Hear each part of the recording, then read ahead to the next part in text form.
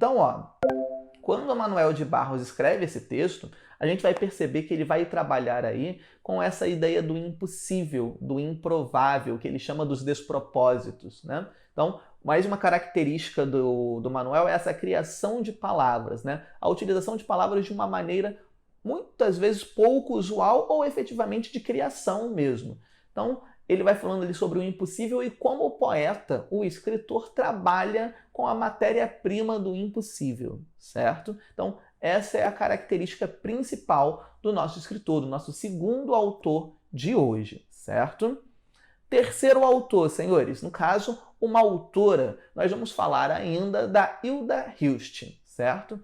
A Hilda Hilst é uma autora com uma presença muito forte na literatura brasileira, e essa presença forte não é só pela sua importância, não. A sua escrita é muito vigorosa, certo?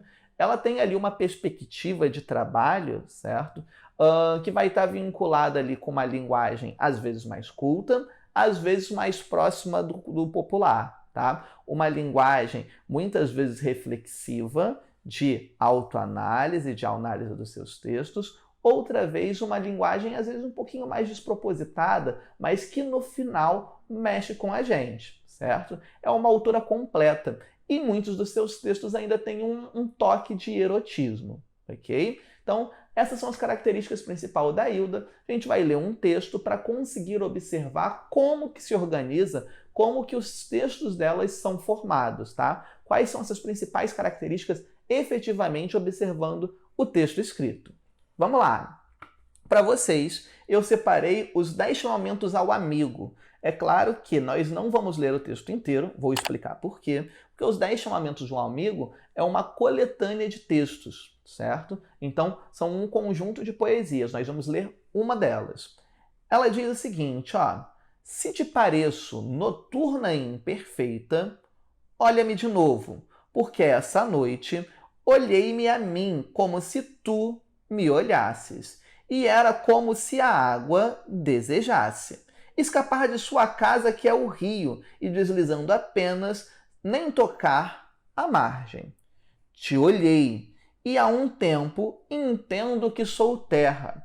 Há tanto tempo espero que o teu corpo de água mais fraterno se estenda sobre o meu, pastor e nauta. Olha-me de novo, com menos altivez e mais atento.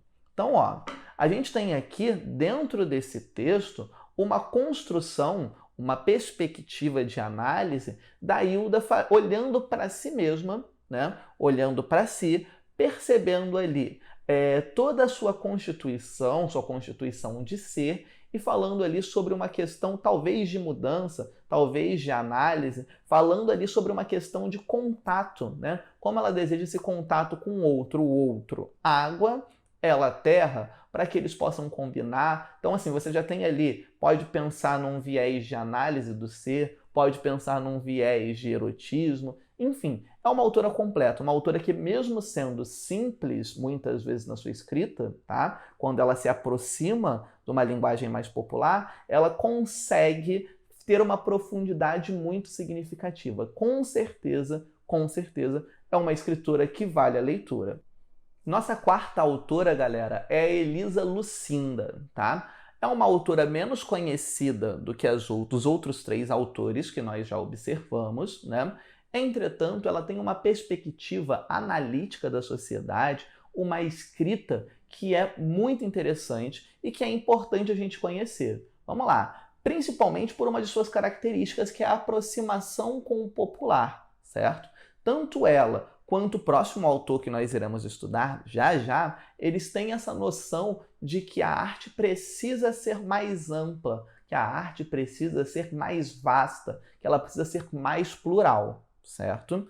Além disso, você vai ter um outro recorte dentro da sua literatura que, além de falar de questões femininas, por exemplo, ela também tem uma perspectiva de falar, por exemplo, de questões étnicas, né? De pluralidade religiosa. Enfim, é uma autora que consegue ali abordar o que há de melhor nessa nossa literatura. Para a gente conhecer um pouquinho mais sobre ela, separei também um texto para fazermos a leitura e a análise.